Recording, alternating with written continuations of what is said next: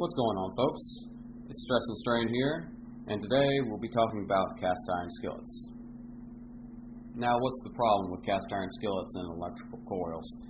They always seem to be warping all the time. People be telling me about this, and I've been hearing it from the internet and people in person, and I've seen it with my own two eyes on other people's skillets. Now, before we move on anywhere, I have to get this myth out of the way. Now, many people already know this. I know you guys know this. I'm kind of preaching to the choir. However, you gotta kind of push it. Everyone has to push it. This myth has gone too long, and it needs to stop right now.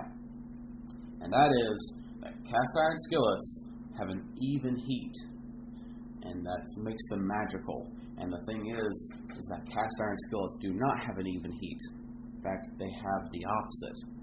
Why? The truth is cast iron skillets are a bad conductor of heat, and that is why they're good. That's what we like about them, because they take a long time to heat up, because they're a bad conductor. And if you look in the early stages, if you sprinkle flour across cast iron, you can see where the different places that are hotter than others. You can see that a lot of the hot spots are very isolated. It's kind of wonky, not very even at all. But once you get it up to temperature and it's nice homogeneous and everything is kind of the same temperature, it takes a long time for that temperature to leave. It takes just as, it took a long time to get in, it takes a long time to get out. Now, we like this because it's very stable. It doesn't change that much. It's not like riding a mad horse when you're trying to cook. And we like cast iron for many other reasons, but that's just one of many. But we have to get that myth out of the way, because that's essential to this, what I'm about to talk about now. Now, what's causing the warping? Well, the warping is being caused by thermal expansion. So, the issue is not high temperature. The cast iron, you can bring that up to really, really high temperature, as long as you do it in a way where you reduce the amount of thermal expansion in certain isolated areas. The issue is not high temperature. The issue is high difference in temperature between two areas, where you have one area that's really hot and one area that's not so hot, as I said in another video. So, how does this happen? Well, cast iron is always usually uneven in the first place when you first start out.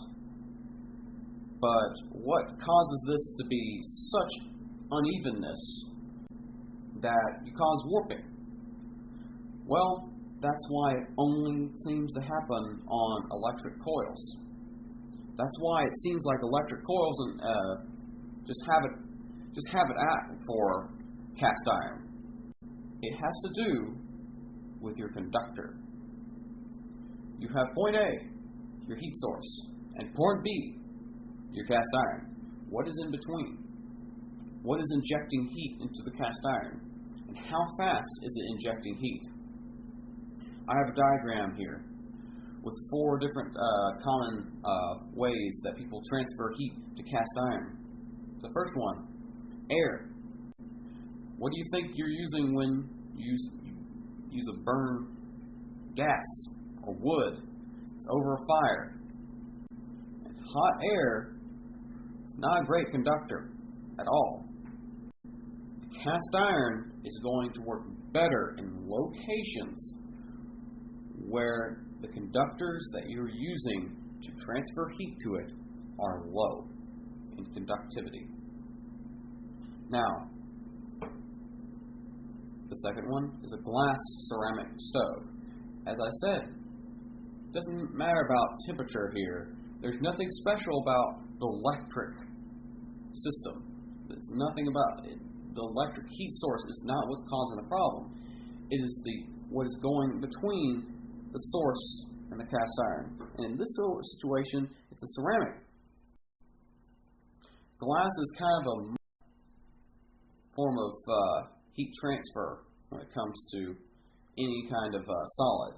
when it comes to ceramics. Ceramics are kind of at the halfway point when it comes to conductivity. Both.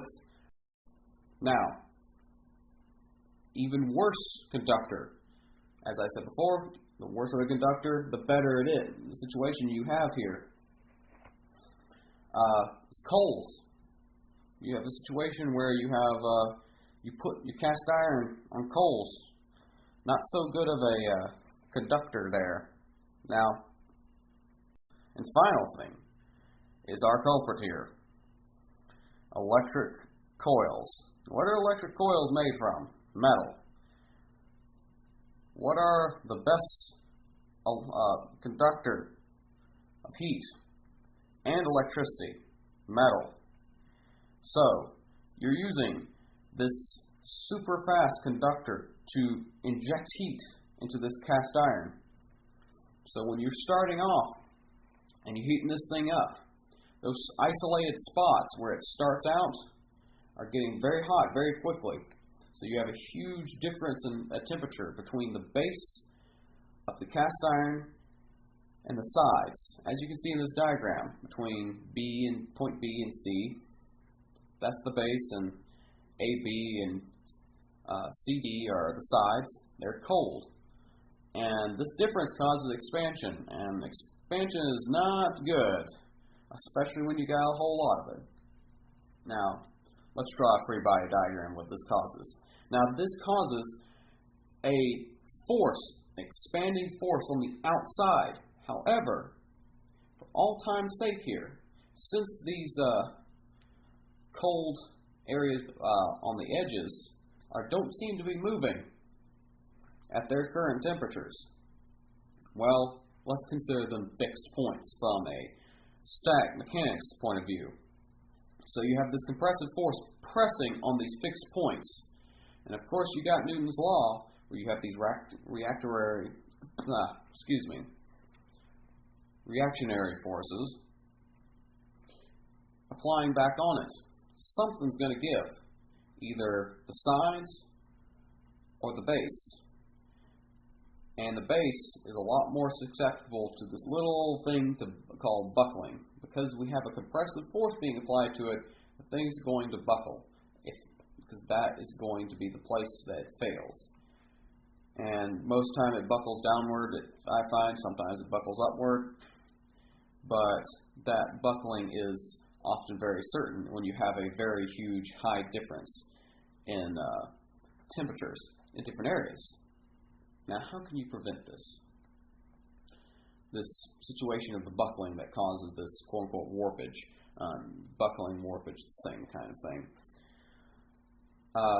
Well, we have this issue when it comes to this conductor. It's conducting heat way too fast. So you have to physically regulate that heat. You can turn your stove up to a very high temperature and you'll be fine. However, when you turn it on the way up, turn it slowly.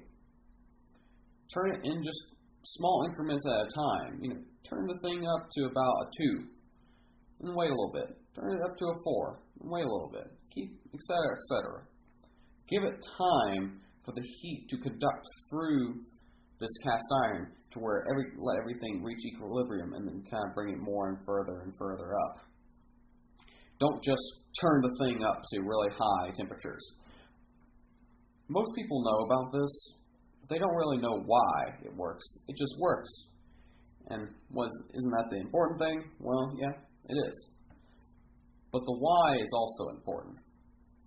So, this video is mostly as because several people were coming to be curious about it, and I wanted to oblige them on the fact. So, I hope everyone has a good night. See you later.